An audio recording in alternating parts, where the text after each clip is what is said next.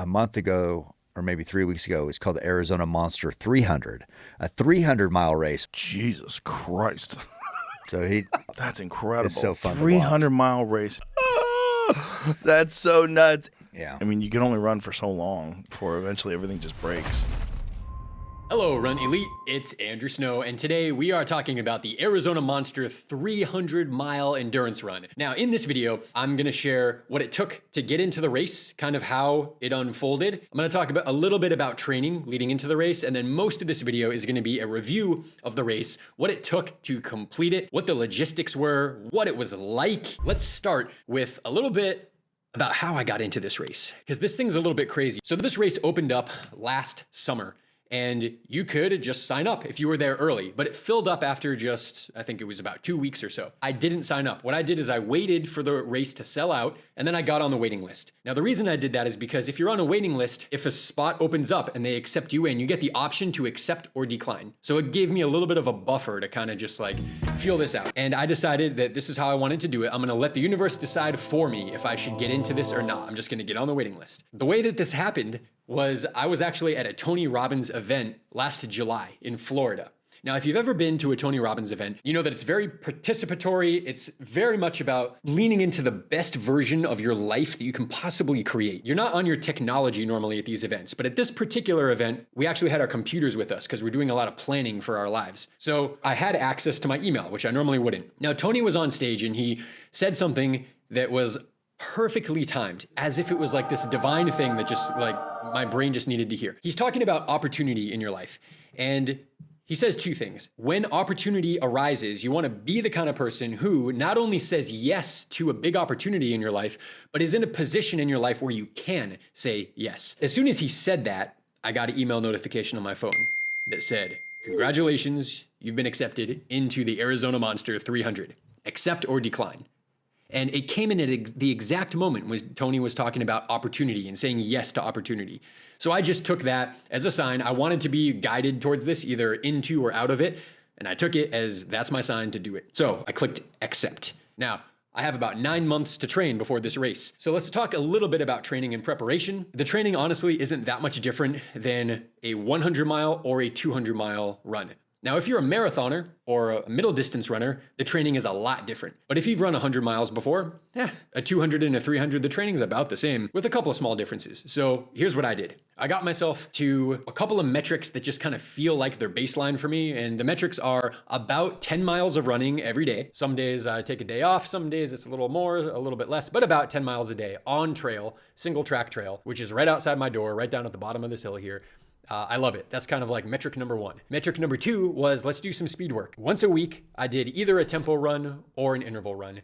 And I started that back in July. And metric number three was long run. So I start my long runs at about 4-hour long runs. And I don't care about the distance. Sometimes I'll go up and down mountains and I'll only get 16 miles in a 4-hour run. Sometimes it'll be quite flat and I'll get closer to 30 miles in a 4-hour run. Doesn't really matter. I just go by time. Those are the main metrics, and I unlocked all of those by August or September. And then step two was to start doing some tune-up races. So I did some 3-day stage races in October. I did a couple of training runs where I did back-to-back long runs. I did 20 miles, 20 miles, 20 miles, 3 days in a row. I did that 2 or 3 times. I did a 50-mile tune-up run in December. And then I did a 48-hour race in February, about 2 months before the race. So training it's not like super specified. It's more of get the time on feet on trail, a little bit of speed work, have some bigger long runs and back-to-back long runs, and some tune-up races where you're kind of pushing it for a day or even 2 days. And that's all training was. So now let's talk about the race. 300 miles. If you've run 100 miles before, 300 is quite a bit different. Your training is going to be maybe about the same, but the experience is a lot different. In 100 miles, it's going to take roughly a day. If you're Speedy Gonzalez, you're going to finish it in under a day. And if you're kind of a back of the packer, it's still going to take like a day to maybe a day and a half. But it's like roughly a day. Sun comes up, sun goes down, and you're done with the race. Now, a 200 mile is a lot different. It's a lot more than twice as much, because in terms of time, it's 3 or 4 times as much. So you're going to be out there for 3-4 days for most 200 milers. If you're truly elite, it's going to be 2+ days. But this is a multi-day run where sleep deprivation starts to really become an issue, and you take these little micro naps. And then in a 300 miler, it's a lot different. 300 miles. Let's go through the story here. And instead of me telling you like what I was anticipating going into it, let's just talk about what happened. So here's a picture the day before the race. They take a mugshot of you. They take your picture the day before, and then right when you finish the race, they take your mugshot after, and you get to see what you look like before and after. But I'll tell you, I'm a lot more tan because I was outside for about 6 days in the blazing sun in Arizona. Otherwise, I look basically the same, maybe a little dirtier and more disheveled with some longer hair. Because literally for a week, you know, your beard and your hair and your fingernails grow. It's crazy. You're out there for so long. Check out the mug. Yeah, get that when you cross the finish line. Woohoo! I have a lot of mugs that I really like, but this one's my current favorite. Before the race goes off, you go the day before to check in for the race. They give you your bib. They do a medical check. They make sure that you know how to use GPS and you have navigation. They make sure you have all the required gear. And we just get that all out of the way before the race starts, the day before. So I'm at the finish line right here, just kind of getting prepared. Then I went back home and just tried to be off my feet, going to bed early, basically doing nothing, mentally preparing, not thinking about too much. Hopefully all that stuff is done, and just having a nice dinner. My dinner is I had a lot of fruit, I had a bunch of smoothies, and then I had a giant salad that had a lot of cruciferous vegetables, a lot of nitric oxide forming foods, just trying to stay as healthy, as alkaline, as fueled, as chill and cool as possible. I ate more than just this salad. I had a lot of fruit as well. I had 2 banana smoothies that were maybe totaled 15 bananas or so, a lot of mangoes, all kinds of stuff, but just keeping it healthy, keeping it hydrated. And I wrote a little note to myself, a little just mantra. I wrote the word joy. It just kind of came to my mind. I didn't want to run this race being frustrated or being pushing or being like David Goggins and like killing. I wanted to run with joy and a smile on my face, kind of like, you know, each runner to each their own, but runners like Eliud Kipchoge and Courtney Dauwalter, these are joyful runners, and I would rather experience my race with joy. So I wrote to myself, I am the happy runner. No matter what, if I'm feeling low, I'm just gonna smile and be happy to the best that I can. The race was kind of a late start. I started at noon. There were actually 4 different waves, and that's kind of late for a race to start. So on my Uber drive there, I'm trying to just take a nap in the car, just laying down, chilling, and conserving as much energy as possible. Now we get to the start of the race, and I got about an hour and a half to just sit around and chill. So I'm just getting off my feet and doing nothing, just talking with some other runners there. I'm not pumping myself up. I'm not listening to music. I'm just conserving, just kind of sit there. Chill. You don't want to use mental energy, physical energy, just basically sleeping on your feet. You know, at a shorter distance race, a 5K, a 10K, you might be pumping yourself up. Here, I don't want to do that. You don't want to waste your energy. You just want to basically wake up and chill, start going down the trail. All right, the race takes off and I'm just cruising. My plan for this race was to power hike the first 24 hours. Now, I ran the Tahoe 200 miler years ago, and I was running with a guy named Brian, and he told me a story about when he was running the Bigfoot 200. His story basically went, he went out really slow and he power hiked the first day. When he went through 50 miles, he was in dead last place. And then he picked up the pace and he finished 4th. Now, that's quite astounding. And I told myself after listening to that story and after running a 200 miler that if I do a 200 miler again or longer, I'm going to power hike the entire first day. Now, I'm going to be out there for 5, 6, or 7 days. One day, it seems like a long time to be power hiking, and you're chomping at the bit. You want to start running. Don't do it. Don't do it. We want to avoid problems. So my MO throughout this race was let's avoid catastrophic problems to the best we can. Let's enjoy it as much as we can. And the only goal is to finish. I don't care about the time. I want to finish with my body intact as much as I can. So the first 24 hours, I just power hiked some really pretty terrain. And we started getting into the night. You can see the sun sort of going down here. And there were some amazing, beautiful features out here. Something that was kind of interesting was with the wave starts. I didn't really like the wave starts. I've never done a wave start in an ultra. They don't really do that. They only do that in like marathons, like big city marathons. In ultras, there's no such thing as a wave start until here. Now, I'm not sure why they did it. I think it was for permitting reasons, but it didn't really work out that well. So they had the slower runners start earlier and the faster runners start at the end, which means that as the race progresses for a half a day or so, the faster runners are catching the slower runners, which means that when you get to aid stations, everybody's there at the same time. It hasn't really thinned out. In fact, it's more congested than it would otherwise be. And that was kind of an issue. The first aid station, no big deal. It was only 6 miles in. Then the second aid station was like 29 miles in. And at that point, oh boy, there were some issues. I'm not going to complain about this race whatsoever. Not whatsoever, but let's just call a spade here. When we got to this second aid station, it was not a sleep station. They had chairs that you could sit down in theory, but they were all taken. They had food that you could get in theory, but it was all eaten and they had hardly anything left. It was really kind of like combed through. There was just a lot of runners going through there in a very short period of time, and it was congested. So it was not, the toilets were full and overflowing. It was kind of just chaos.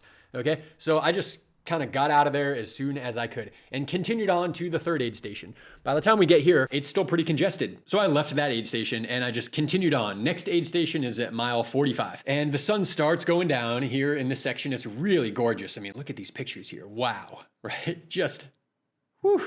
Sun's going down. And we get to mile 45 and it's kind of the same thing. The chairs are taken. This is a sleep station. Blankets and the sleeping pads are all taken. So there's like no place to sleep. It's cold outside. And it was just, didn't work so well with the wave start, but whatever. Hopefully it's going to thin out as the race goes. I did manage to get a 37-minute nap here. It was nighttime. I'd run 45 miles already. And I'm very aware of how sleep deprivation is probably the biggest limiting factor in multi-day races. So I wanted to stay on top of this. So I took a 37-minute nap, little tiny nap, got up and got back out of there.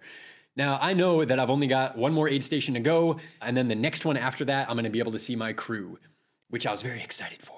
The first time where you can actually see your crew is at mile 75. 75 was just after 24 hours. Now, I had told myself that I'm going to power hike for a full 24 hours, and I did. Funny enough, those first 24 hours were my fastest 24 hours in the whole race. I covered about 73.5 miles in 24 hours.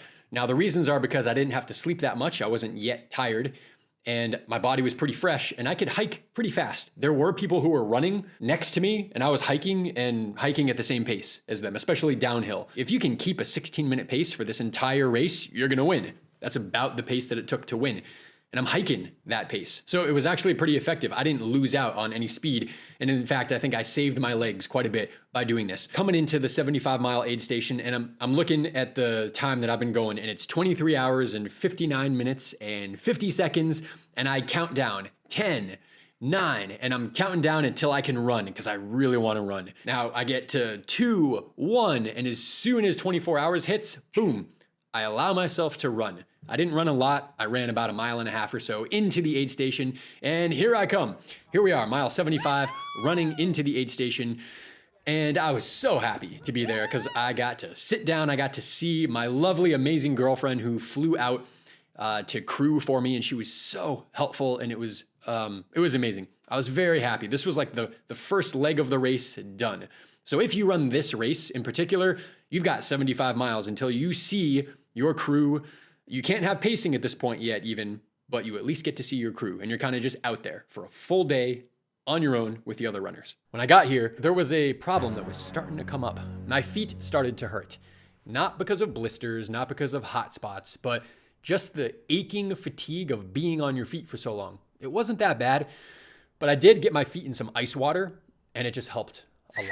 So I sat down. I really did take a load off here, and this was the first time I really took a break. I lay down and I took a nap. My first real nap. I think I napped here for about 3 hours, and I've got this awesome sleep mask on called the Manta sleep mask, and this one that I have here has Bluetooth where I can listen to white noise while I'm sleeping, and I was just out like a light. When it comes to getting your best training in and really peaking for your best race, you have to recover from these bigger workouts, these long runs. Now, nothing is gonna help your recovery more than proper nutrition and proper sleep. The easiest, simplest way is to get a sleep mask. And they're really the best I've ever used. My channel is called Run Elite because I wanna give you the best tips to make you as elite as you can be. So if you want to get better sleep, there's a lot of things that you can do, but let's take first steps first and maximize the sleep that you're already getting. And I want you to pick up one of these.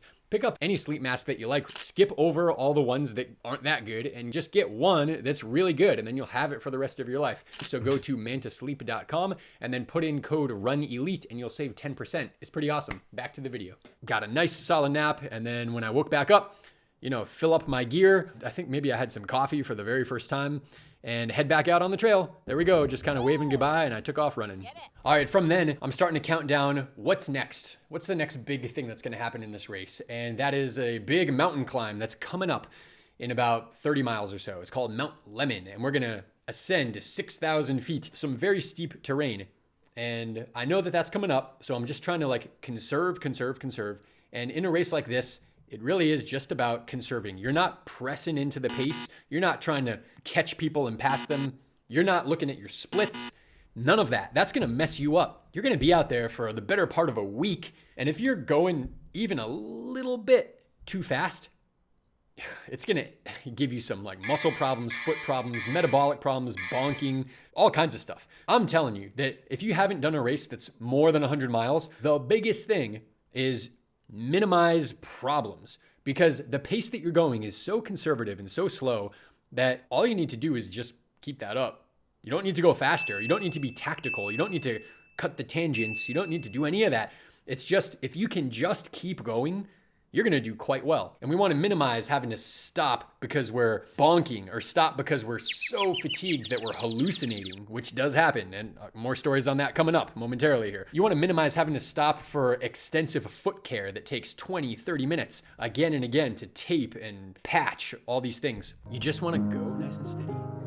Just chill and prevent big problems from coming. Hypothermia, hyperthermia, dehydration, things like this. These are issues that will cost you many hours or will end your race. And in fact, the first time that I ran 200 miles, the Tahoe 200, half of the entire field DNF'd. If you don't know what DNF means, it means did not finish. They drop out, or they get behind so much that the cutoff time forces them to drop out, but they're not able to continue. And that's 50%. That's a lot. These things are a race of attrition. If you can just keep yourself from dropping out, you'll do quite well. I mean, the winners of this race averaged about 16 minutes per mile. Can you run a 16-minute mile? Probably. Can you do many 16-minute miles back to back to back to back to back? Probably. So you just got to do that. Sounds easy, right? It's do that without having major problems that rob you of being able to keep that pace. Sounds simple. It's not, but that's kind of like the fun of ultra running. All right, so onward. I know that I've got one aid station to go. Now we're going into Black Hills, which I went through by myself. I didn't have pictures from there. And I get to Tiger Mine. A Tiger Mine is at mile 105. Now, this is the first place where you're able to pick up a pacer. I did have a pacer that flew out, but he wasn't there yet. He was in the air at this time and he didn't land until shortly after. So I did this section by myself. This was the last time you're gonna see your crew until you get to the top of Mount Lemmon, which is that big climb. So I made sure I took a little break here as well. I got in, very happy to see my girlfriend. Having someone who you care about at your crew stations and at the finish line really makes these things doable. For me, some people do these without a crew at all, and I tip my hat to those people who do that, because that's difficult. I really am motivated by seeing someone who I care about who's gonna take care of me and pamper me just a little bit when I'm exhausted 2, 3, 4 days into a race. It helps me a lot. So if you do these, I highly suggest you bring someone you care about, pay for their plane ticket, pay for their hotel, pay for their food. Just get someone who you love to be there to help love you back. That's my biggest suggestion for you if you're a multi-day runner. Even if you're a marathoner, isn't it great to just have someone who you love at the finish line there to just like wrap their arms around you and tell you how great you did when you're done? It's so great. All right, so I took off from this aid station at mile 105, and it just turns out the road that leads out of there was where people leave on car too. So my girlfriend got to drive next to me a little bit. And then the big one. So when I left that aid station, my girlfriend drove by me when I was on the course. It was on the road for a couple miles, right as, the same road that crew is leaving on. It was very cool. I can't take anything from her, otherwise you get disqualified, right? But we can sure say hello to each other. So she drove next to me for a second and we just got to chat for a minute, which was really cool. On to the next section, and we hit Mount Lemmon with some big climbs. So I've got a little bit of videos here for you to just kind of show these climbs.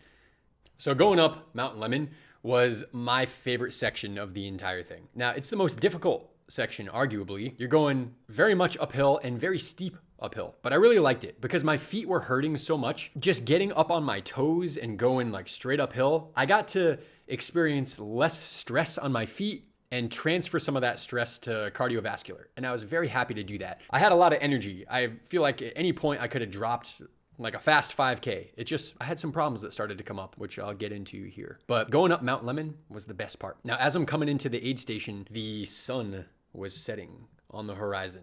And it's just like this grand sweeping view where you can see all of Tucson and this grand like mountainous horizon and the sun going down like right between these two mountains. It was just this magical, beautiful moment. I got goosebumps thinking about it right here. And I made it into the aid station right at sunset. Didn't even need to get my headlamp out. And, you know, phase 1 of the race complete. By the time we get to Mount Lemmon, we're at almost mile 130. So we're not even halfway, and we've been going for a couple days. I'm going into yet another night here, and I was very happy to see not just my crew, but my pacer who had made it. So I got up to the top of Mount Lemmon, and I was feeling great. I come running in, just hooting and hollering, having the time of my life. This was the best part of the entire race. And I got some video here to kind of capture that moment. And then when I got there, I got to see one of my best friends since I've been friends with since I was in 2nd grade and he was in 1st grade. We ran high school track together. We've been friends for a long time. My friend Josh made it in and got to have an aid station there. He was pretty tired too from his travels. So we all just hung out, had a lot of food, and then all 3 of us took a nap in the car together. It wasn't very good quality nap. 3 people sleeping in a car at an aid station. I don't think anybody fell asleep, but we got a little bit of rest that we needed in order to wake up and hit the trail. It was kind of cold at this point, so you got to carry a bunch of gear with you. And a lot of that gear is like your thermal layers. You got to have a shell. Now you can keep your gear as light as you want, but you don't want to get hypothermic out there. I mean, that could be a real problem. So I've got all my clothes on here. I've got pants, I've got a rain jacket, I've got a micro puff jacket. I've got my sun shirt on with 2 hoods up, trying to just stay warm. And we hit the trail off to now descend Mount Lemmon, which was 6,000 feet downhill in the middle of the night. And we did it. That section right there, if you're going to run this race, when you descend Mount Lemmon, it's a long section.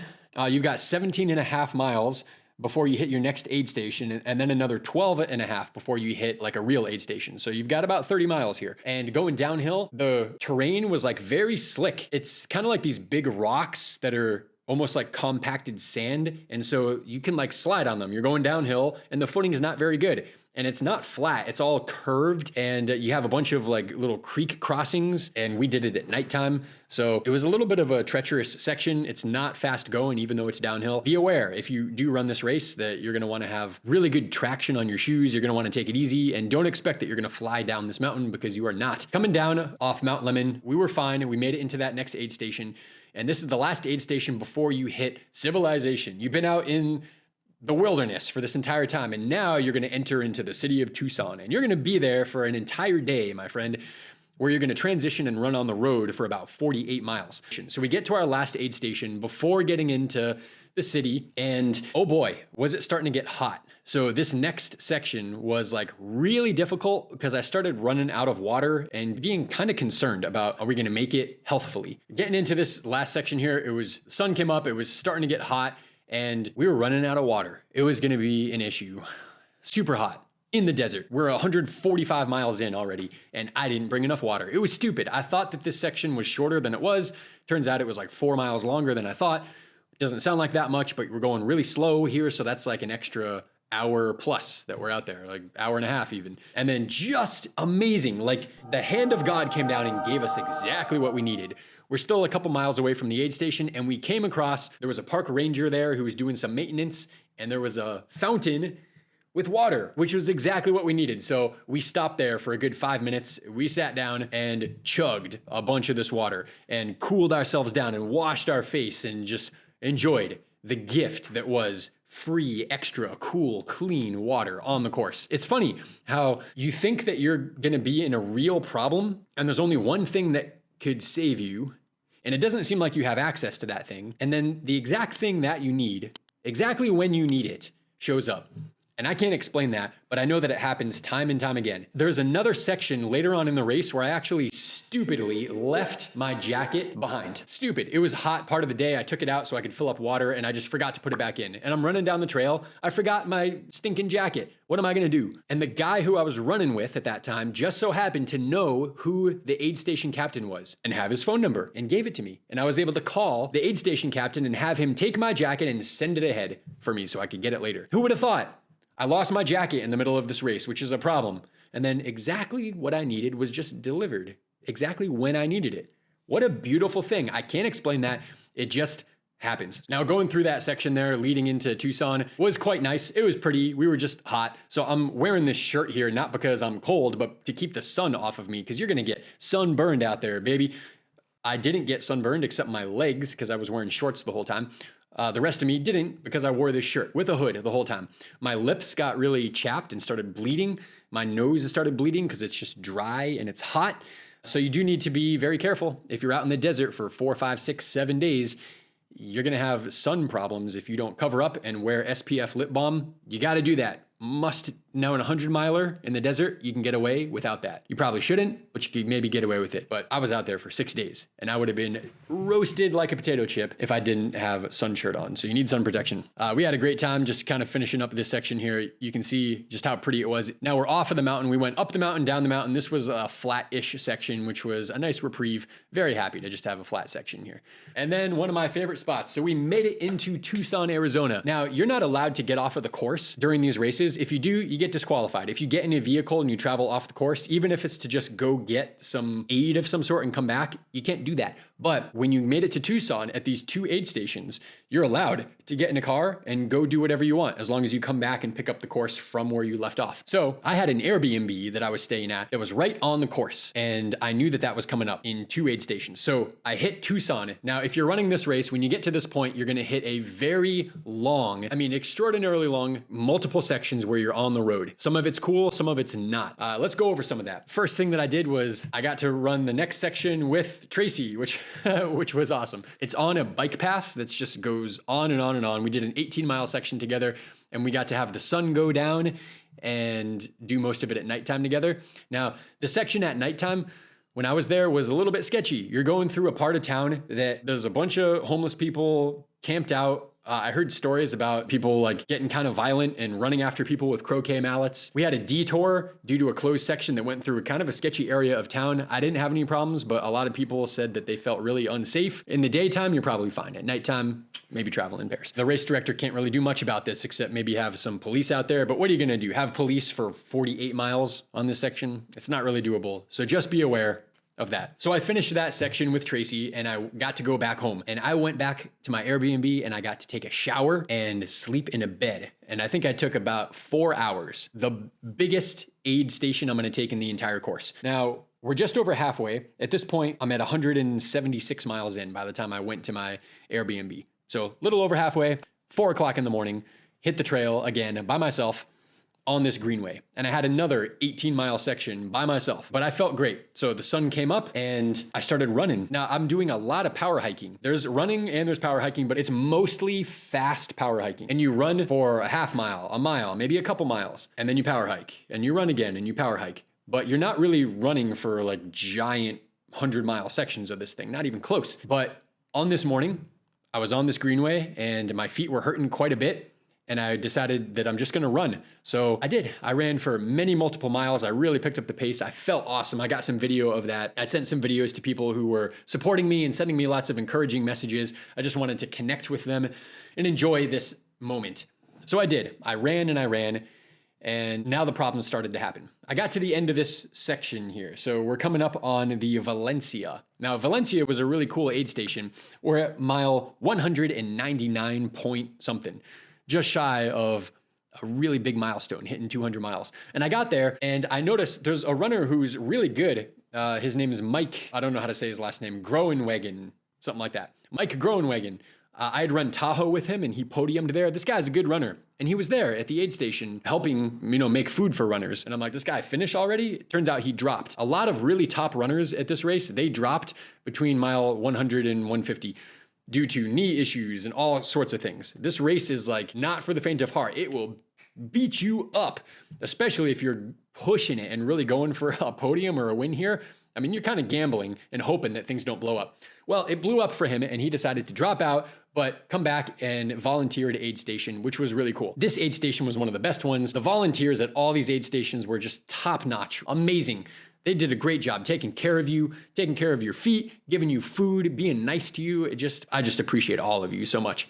I took off from this aid station for the worst section of the entire race, by far. You've been on the road for like a day already and you're on the last section of road, but this one really sucked because you're on like a main road. There's cars whizzing by and there's no sidewalk. You're kind of on the shoulder, but it's uphill. I hit it in the daytime when it was hot and it was sunny. My feet were hurting. And it's just people like honking at you. Some people honking because they're saying hello. Some people honking because they're being, dicks. And it just was not the best section. And then you hit this godforsaken dirt road. That was the worst. Oh, this is the worst part of the entire race. You hit this road that's like multiple miles of like these rolling uphill, downhill dirt. And there's cars that come at you. And the cars kick up a huge amount of dust. So every 5 minutes, you've got a dust storm that you're going through. And it was really tough. So I decided it's so hot today, I'm going to whip out the umbrella. Yes, I brought an umbrella for the last like 130 miles of the race because it's so hot. It was in the mid 90s, full sun, and I decided I wanted some reprieve here. Now, this was my worst section. I really hit rock bottom here. My feet were hurting so bad. I found myself laying on the ground, trying to just like get off my feet, take a little nap while the sun was like roasting me, trying to hide from the sun inside of my umbrella and getting close to dehydration and pissed off at the cars that are kicking up dust and not feeling all that great. Now, this was my low moment. Okay, so I'm gonna share this with you here. My low moment was on this godforsaken dirt road, dust in the air, feet hurting, dehydrated, super hot, kind of bummed out and pissed off at how shitty the course was for the previous 10 hours, because not the best section of the course. And I was a little bit broken, a little bit. Now, this is where mindset starts to come in. I'm gonna share with you the 3 things that I did to be able to finish this race. It's not about your training. Your training matters a lot, sure. But at some point, your body is just tired and it hurts. And that point is coming pretty soon. 50 miles, 100 miles, 150 miles. Even if it's 150 miles, you still got more than 150 miles to go. So your body is gonna hurt. Okay, then you go to the mind. You go through the body, then you go through the mind, then you get to the soul and the spirit. So once your body's tired, your mindset is really the thing that matters here. Now, I'm gonna simplify this for you. I do performance, nutrition, and mindset coaching for runners. And you can make mindset as complicated as you want. But I'm going to tell you, in something that's like super long, mindset becomes pretty simple. Now, there are 3 things that I did. The first one is the one that matters the most. The first one was I decided that this race is done. And I decided that before the gun went off. Race is done, not I'm doing the race. There's a big difference. When you're in the race and you're doing it, it's not done yet. You have to do it. And so you could do it or not, because you haven't done it yet. But if you decide that it's done, and this is just the formality, the movie has already been filmed and produced, and I've got the DVD, and I just gotta watch it. But it's done. I just haven't seen it yet. But it's done. If you know that, then that's the only thing that you need. You need to know that this race is done energetically. You've already done the training. You've decided that it's complete. Now, if that's a true decision that you've made, nothing can stop you. If you break your foot, God forbid, but you've decided that it's done, you finish it on a broken foot. I'm not telling you to finish or not finish on a broken foot, okay? Let me be clear. But I'm saying that if it's important enough to you, if this were life or death, if it were, maybe it's not, but if it were, and you decided that it's done, nothing can stop you because it's done. You get sick, doesn't matter. You break your leg, doesn't matter. You get dehydrated, doesn't matter. Let's be a little bit less dramatic here. So you run out of food, doesn't matter.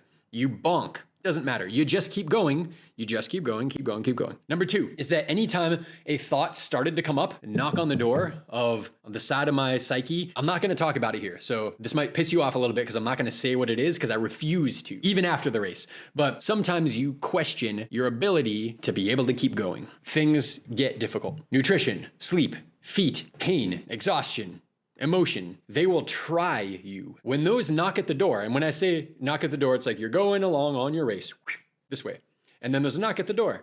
And you got to decide if you're going to open that door. Because if you open that door, there's going to be an intruder who comes in and tries to take you down. Don't let that intruder in. Never consider that you're going to drop out. Never consider that you've reached your limit. Never let that thought in. So the second thing that I did is anytime there was a knock at the door of an intruder wanting to come in, I didn't open the door. I just said, no, no, no, no. I yelled the word no dozens of times throughout this race. I just yelled it out. No.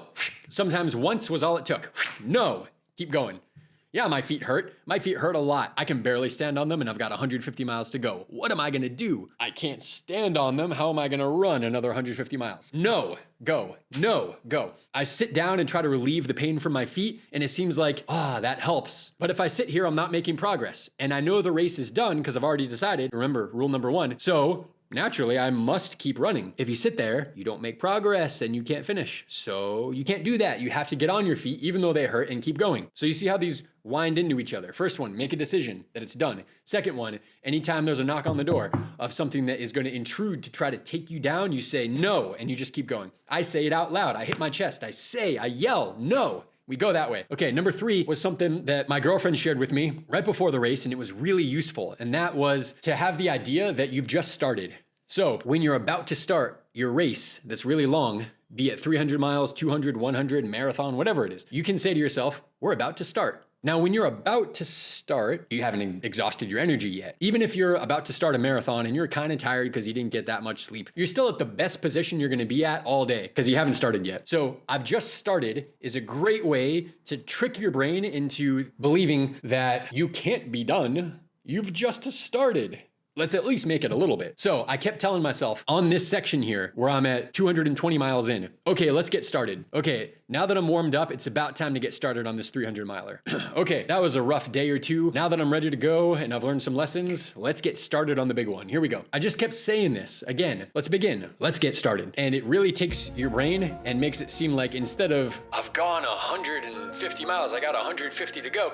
That's kind of too daunting. But if you just say, I just started, you're not mentally exhausted yet. You can go for a while and you just keep telling yourself. And I told myself this all the way through 270, 290 miles.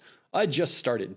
Let's get the show on the road here. So those are my 3 mindset discoveries. Some of these I'm aware of. Deciding that it's already done is something that I did when I was in Tahoe 200, but then saying no when there's a knock on the door of something that wants to take you down, that's something I really want to encourage you to practice in your running.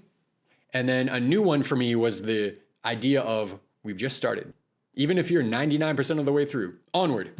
From here forward, here's a couple pictures of me trying to ice my feet because I did this at almost every aid station. My feet were killing me.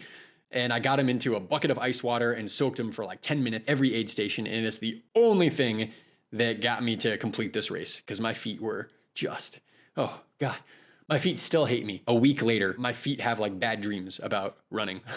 They're starting to feel a little better now, but I'll tell you, this was rough. As we're going through the rest of the race, it was just beautiful. My feet hurt an ungodly amount. I can't even tell you, but I got to the last aid station and I saw this sign.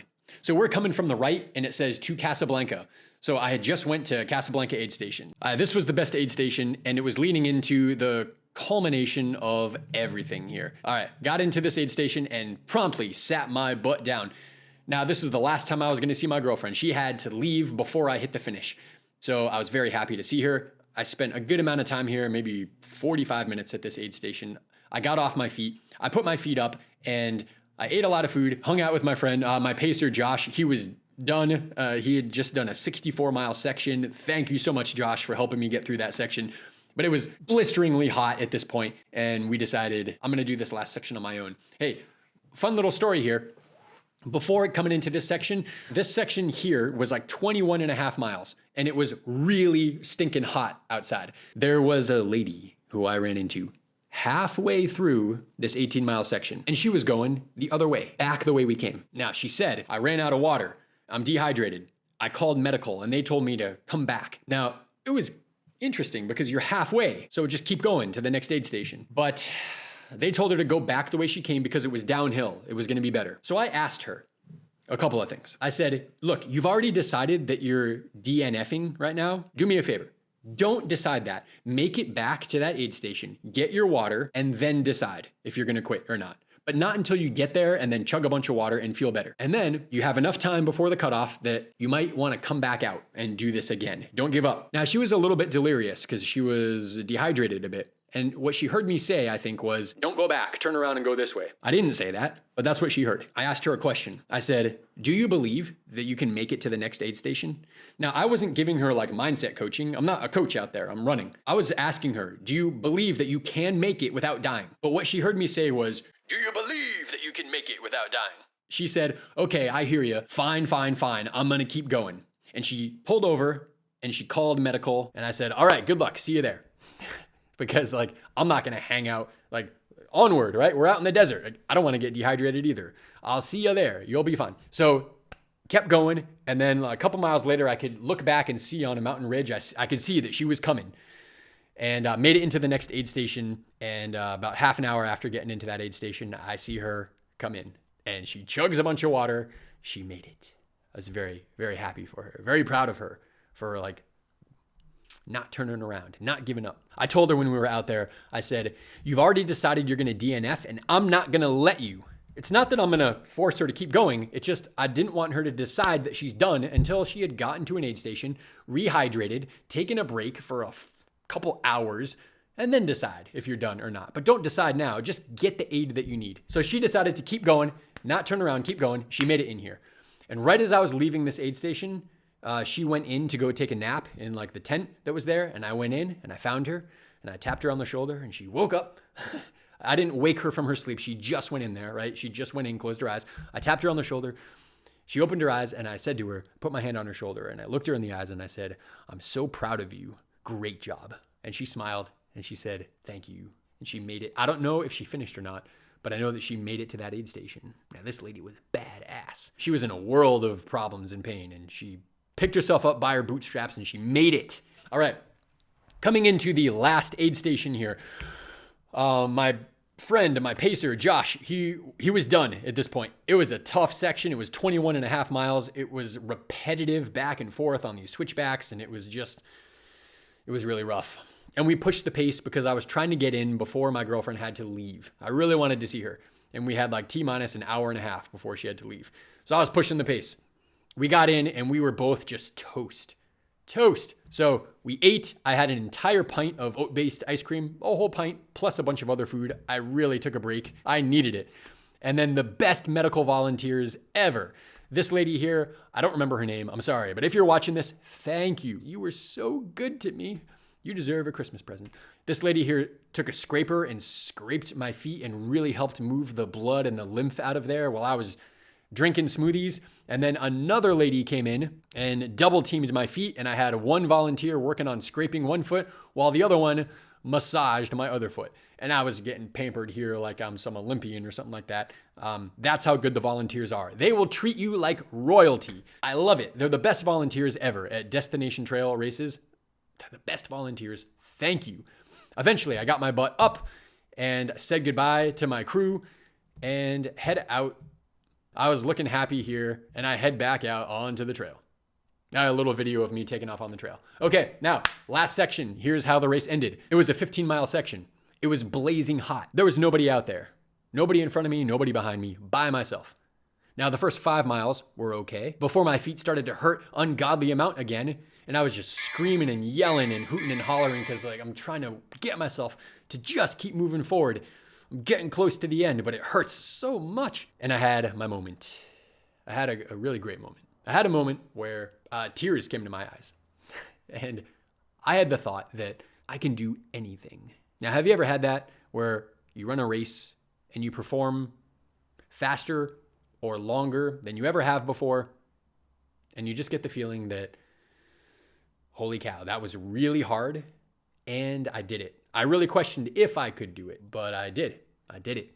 I did it. It's done. And I had a moment where tears just came to my eyes because I realized that I had just done something insanely hard.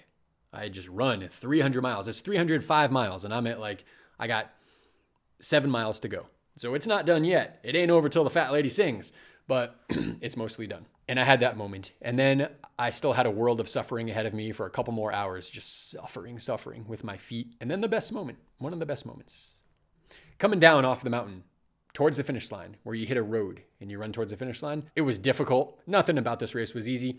You're going down very loose rocks and kind of sliding around and whatever. I made it off the mountain and I hit the road 1.9 miles to the finish. At this point, I decided to just take off. So I start running and I ran the entire way really fast. Now I felt like I was running at about a 6:45 pace. I was not. I don't know how fast I was running. I look back at my GPS data and I think it tells me I was running in somewhere in the 8s. 8-minute pace feels hard when you've run 303 miles. And I just picked up the pace more and more and more. Every 10th of a mile, just picked it up. I held my poles in my hand and here we go. Running down this road I told my friend Josh, who was at the finish line, to come out like half a mile and run the last bit in with me across the finish line. You helped me do this. You're here for me. Thank you, buddy. I love you. Let's go. I want you to cross this finish line with me. So he ran out onto the road. He saw me coming and I ran by him and he took a couple pictures. Here we are, 800 meters or less from the finish line. And I'm just hauling ass. I'm really running like as hard as I can here, feeling like $1,000,000. Just like you can see the grit on my face. I'm just pounding my chest because of what just happened. And I crossed the finish line with one of my best buddies of my whole life, 304.9 miles. I feel like a hero. They greet you at the finish line with cameras and they kind of interview you and give you your finisher's prize and you get to select your buckle. Selected my buckle faster than anybody who came through there. Most people, they look at the buckles and they pick the one they want. I went right up to the buckles. I said, that one. I picked it up and that was it and I got out of there. Why? Because I saw this buckle in my mind's eye before the race was started. I knew that it was a turquoise buckle. So I walked up there, I saw the turquoise one and I took it. And I said, that's my buckle right there. I saw you in my dreams. And that's that. 300 miles, baby. I hope you enjoyed this story. I'll tell you that running races this long is kind of selfish. It's all about you. And to the degree that you can help other people out there, it's really fulfilling, but it is kind of about you. I invite you to allow yourself to receive, give, contribute in your life as much as you can. But when it comes time to doing these things, allow yourself to receive from the people who come to support you, from the volunteers who are out there. This is your moment, and hopefully you can help others along the way and inspire others along the way. But these moments, they're truly peak life moments. The first time you run a marathon, it's a peak moment. The first time you run a 100-miler, the first time you run 200, and in this case, the first time I ran 300. I don't know what the limit is. They asked me when I crossed the finish line, they had like a little camera crew there, and they said, what do you have to say about this race? And what I said was, this isn't the limit. Because I just ran so fast and so hard those last 2 miles, I could have kept going. For how long? I don't know. Do we ever hit our limit? I don't know, but that wasn't the limit. And it was so hard that it seemed like it was the limit. It seems like when I was in the middle of that race, it seemed like it was impossible to just, how am I going to do this for another 200 of 100 miles? But then when I got to the end, it was easy. I was running fast. It was fun. How's that possible? I don't know. But there's going to be ups and there's going to be downs. Ups and downs. And that's really the main difference between road running and ultra trail running, is that in road running, in marathons, you hit your low and then you just kind of grind it out and you try not to die and you hold on and you blaze through the finish.